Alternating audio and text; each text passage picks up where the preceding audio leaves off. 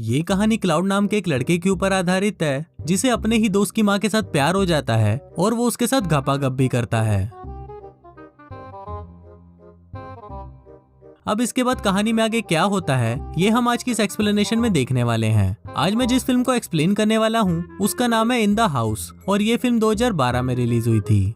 Movie की शुरुआत में हम जर्मन नाम के एक आदमी को देखते हैं जो एक स्कूल में फ्रेंच टीचर होता है। इसके बाद जब जर्मन घर पर स्टूडेंट के असाइनमेंट चेक कर रहा होता है तभी वहाँ पर उसकी वाइफ जेना आती है। फिर जेना भी कुछ स्टूडेंट्स के असाइनमेंट चेक करती है और जर्मन से पूछती है कि तुमने स्टूडेंट को इतने गंदे मार्क्स क्यों दिए। इस पर जर्मन उसे बोलता है कि बच्चों ने कुछ खास तो लिखा ही नहीं है तो मैं इन्हें अच्छे मार्क्स किस चीज के दूं। तभी जर्मन क्लाउड नाम के एक स्टूडेंट का असाइनमेंट पढ़ता है जिसमें लिखा हुआ था कि क्लाउड राफा नाम के एक स्टूडेंट के घर पर काफी दिनों से जाना चाहता था और फिर एक दिन वो राफा को मैथ पढ़ाने के बहाने उसके घर पर जाता है। वहाँ पर उसकी नजर राफा की माँ एस्थर पर पड़ती है जो दिखने में बहुत ही खूबसूरत थी।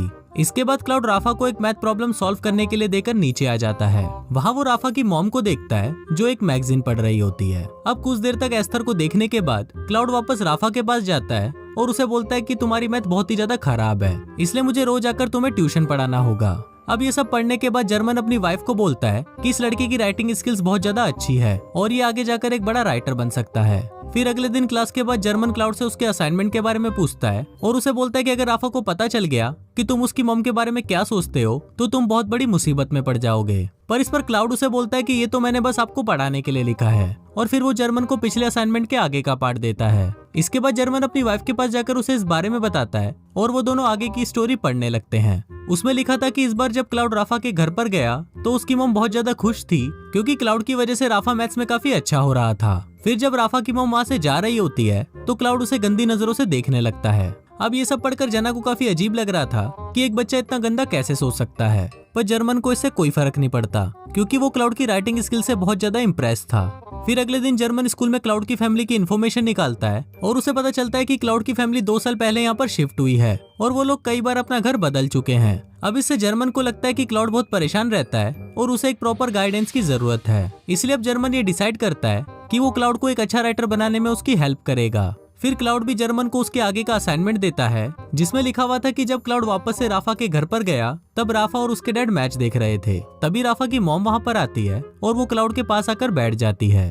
थोड़ी देर बाद राफा के डैड को एक अर्जेंट कॉल आता है और वो उठकर वहाँ से चले जाते हैं। अब ये देखकर क्लाउड सोचता है कि अगर ऐसे ही राफा के मॉम और डैड के बीच में दूरियां बढ़ती गई तो वो राफा की मॉम को आसानी से पटा लेगा। अब ये असाइनमेंट जब जर्मन अपनी वाइफ को पढ़ाता है तो अब उसकी वाइफ को भी ये लगने लगता है कि क्लाउड की राइटिंग स्किल्स बहुत ज्यादा अच्छी है। फिर अगले दिन स्कूल में क्लाउड जर्मन को एक और असाइनमेंट देता है जिसे घर आकर जर्मन अपनी वाइफ के साथ पढ़ने लगता है। उसमें क्लाउड ने लिखा था कि मैंने इस बार राफा को मैथ की एक बहुत ही मुश्किल प्रॉब्लम सॉल्व करने के लिए दिया और फिर मैं नीचे राफा की मॉम को देखने चला गया। नीचे राफा की मॉम और डैड आपस में बहस कर रहे थे जिसे देखकर क्लाउड को बहुत अच्छा लगता है। थोड़ी देर बाद जब राफा की मॉम बाहर आती है तो वो क्लाउड को देख लेती है, पर तभी क्लाउड सामने रखी हुई पेंटिंग को देखने का नाटक करने लगता है। पर राफा की मॉम को ये पता चल गया था कि क्लाउड उनकी बातें सुन रहा है, इसलिए वो रात को राफा के डैड को बोलती है कि उन्हें राफा के लिए कोई दूसरा ट्यूटर ढूंढना होगा। अब ये सब बातें क्लाउड भी छुपकर सुन रहा होता है और उसे अब बहुत ज्यादा टेंशन होने लगती है क्योंकि अगर इस बार राफा के मैथ्स में अच्छे नंबर नहीं आए तो वो राफा के घर पे ट्यूशन पढ़ाने नहीं आ पाएगा।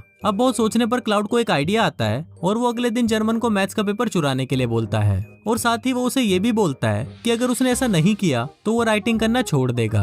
अब ये सुनकर जर्मन बहुत परेशान हो जाता है क्योंकि वो क्लाउड को एक अच्छा राइटर बनाना चाहता था, इसलिए वो क्लाउड के बोलने पर मैथ्स के पेपर चुरा लेता है और उन पेपर्स को वो क्लाउड को दे देता है। अब अगले दिन जब टेस्ट होता है तो राफा के उसमें बहुत अच्छे मार्क्स आते हैं जिसको देखकर उसके मॉम डैड को बहुत अच्छा लगता है और वो क्लाउड को राफा को ट्यूशन पढ़ाने देते हैं। इसके बाद राफा के डैड क्लाउड को उनके साथ फुटबॉल मैच खेलने के लिए बोलते हैं, पर क्लाउड उन्हें मना कर देता है क्योंकि जब वो दोनों मैच खेलने के लिए बाहर जाएंगे तो घर पर राफा की मॉम अकेली होगी जिस वजह से वो उनसे अकेले में मिल पाएगा। फिर अगले दिन जब राफा अपने डैड के साथ मैच खेलने के लिए जाता है तो क्लाउड राफा के घर पर आ जाता है। वहाँ पर राफा की मॉम अकेली थी और उनके पूछने पर क्लाउड बताता है कि वो यहाँ पर अपनी मैथ्स की बुक लेने आया है, पर जब उसकी मॉम मैथ्स की बुक को ढूंढने लगती है तो उसे वहाँ पर कोई बुक नहीं मिलती। इसके बाद क्लाउड राफा की मॉम की इयररिंग्स देखकर बोलता है कि ऐसी ही इयररिंग उसकी मॉम के पास भी थी पर वो अब इस दुनिया में नहीं है। अब ये सुनकर राफा की मॉम इमोशनल हो जाती है और फिर वो दोनों कोल्ड ड्रिंक पीकर बातें करने लगते हैं। अब ये स्टोरी सुनकर जर्मन की वाइफ उसे बोलती है कि अगर राफा के डैड को इस बारे में पता चल गया तो वो उसे जिंदा नहीं छोड़ेंगे, पर इस पर जर्मन उसे बोलता है कि ऐसा कुछ नहीं होगा। रात को फिर जर्मन क्लाउड का एक और असाइनमेंट पढ़ता है जिसमें लिखा होता है कि इस बार उसे राफा के घर पर बहुत लेट हो गया था तो राफा के डैड ने उसे यहीं पर ही सोने के लिए कहा। फिर जब राफा क्लाउड को उसका रूम दिखाने के लिए जाता है तो वो क्लाउड को बोलता है कि वो उसका बेस्ट फ्रेंड है और इसके साथ ही वो उसे किस करने लग जाता है। अब इससे हमको पता चलता है कि राफा क्लाउड को लाइक करता है। फिर जब आधी रात हो जाती है तो क्लाउड चुपके से राफा की मॉम के कमरे में जाता है और वो उसे सोते हुए देखता रहता है। अब ये पढ़ने के बाद जर्मन की वाइफ को काफी अजीब लगता है, पर जर्मन उसे बोलता है कि इसमें कोई भी गलत बात नहीं है और क्लाउड की उम्र के बच्चों में ये सब फैंटेसीज होती ही हैं। फिर अगले दिन हम क्लाउड को देखते हैं जो राफा की मॉम के करीब आता जा रहा था। इसके बाद रात को राफा की मॉम और उसके डैड के बीच में झगड़ा होता है और वो झगड़ा धीरे धीरे बढ़ने लगता है। फिर राफा के डैड जब गुस्से में वहाँ से बाहर चले जाते हैं तब वहाँ पर क्लाउड आता है और वो क्लाउड की मॉम को एक लेटर देकर वहाँ से चला जाता है। अगले दिन उस लेटर को पढ़कर राफा की मॉम क्लाउड को अपने पास बुलाती है और फिर जब वो लोग बातें कर रहे होते हैं तो क्लाउड जर्मन को इमेजिन करने लगता है। इसके बाद राफा की मॉम को वो लेटर पढ़कर बहुत अच्छा लगता है और वो वहीं पर ही क्लाउड को किस करना शुरू कर देती है। अब ये सब राफा खिड़की से छुपकर देख रहा होता है और उसे ये देखकर बहुत बुरा लगता है, जिसके बाद वो अपने रूम में आता है और आत्महत्या कर लेता है और असाइनमेंट के लास्ट में लिखा होता है कि कहानी अभी बाकी है।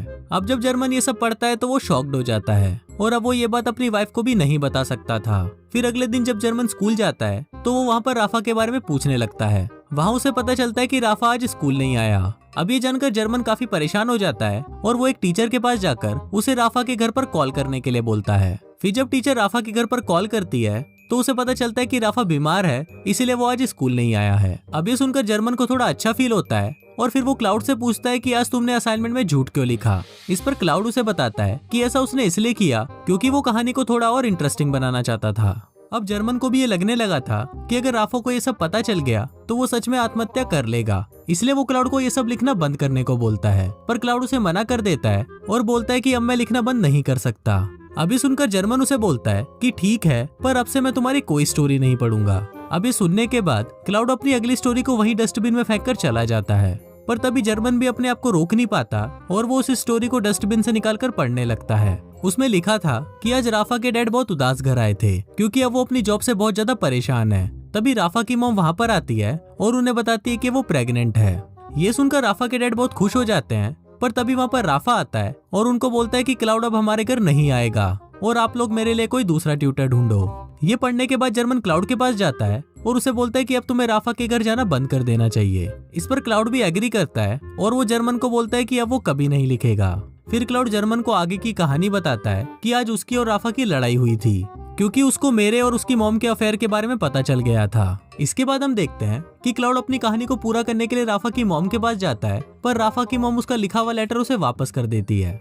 फिर क्लाउड उसे बोलता है कि हम दोनों यहाँ से कहीं दूर जा सकते हैं, पर राफा की मॉम उसे मना कर देती है क्योंकि क्लाउड उम्र में बहुत छोटा था। अब इससे क्लाउड को बहुत बुरा महसूस होता है और वो रोने लगता है। इसके बाद क्लाउड जर्मन के घर पर आता है जहाँ उसकी वाइफ जीना उसे बताती है कि जर्मन अभी घर पर नहीं है। इस पर क्लाउड उसे बोलता है कि मुझे पता है कि वो घर पर नहीं है, इसीलिए ही तो मैं यहाँ पर आया हूँ। इसके बाद हम जर्मन को देखते हैं जिसे स्कूल से निकाल दिया जाता है क्योंकि प्रिंसिपल को पता चल गया था कि उसी ने ही पेपर चुराया है। फिर जब जर्मन अपने घर पर आता है तो उसकी वाइफ उसे अगला असाइनमेंट देती है, जिससे जर्मन को पता चलता है कि क्लाउड यहाँ पर आया था। उस स्टोरी में लिखा था कि क्लाउड जीना को बताता है कि जर्मन ने उसे एक बार कहा था कि मेरी बीवी बांझ है, इसलिए हमारा बच्चा नहीं हो रहा। अभी सुनकर जीना को बहुत गुस्सा आ जाता है और वो क्लाउड के साथ ही घपाघप करने लगती है। अब ये पढ़कर जर्मन को बहुत गुस्सा आता है और वो जीना के साथ लड़ने लगता है। अब फिल्म के लास्ट सीन में हम जर्मन और क्लाउड को बात करते हुए देखते हैं। जर्मन क्लाउड को बोलता है कि मुझे विश्वास नहीं हो रहा कि जिस लड़की की वजह से मेरी जॉब गई और मेरी बीवी मुझे छोड़कर चली गई, मैं उसी लड़के से बात कर रहा हूँ। अब जर्मन की ये बात सुनकर क्लाउड हंसने लगता है और इसी के साथ ही ये फिल्म यहीं खत्म हो जाती है।